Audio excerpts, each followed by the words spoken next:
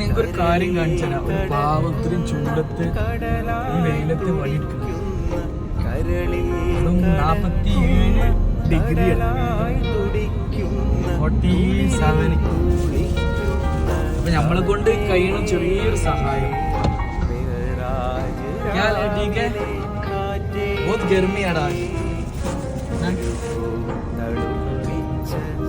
Okay दुआ ठीक है.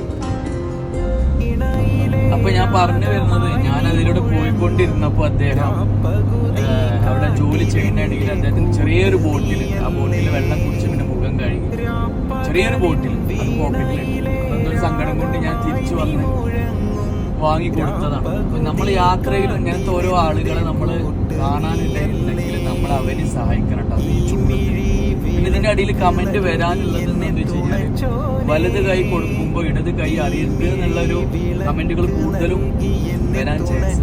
എന്താണെന്ന് വെച്ചാൽ പ്രചോദനമായി കാണും നിങ്ങൾ എടുക്കണം, അല്ലെങ്കിൽ ഒരാളെ കാണിക്കാനോ അല്ലെങ്കിൽ കണ്ടന്റ് ഉണ്ടാക്കാനുള്ളൊരു ഉദ്ദേശത്തിലല്ല.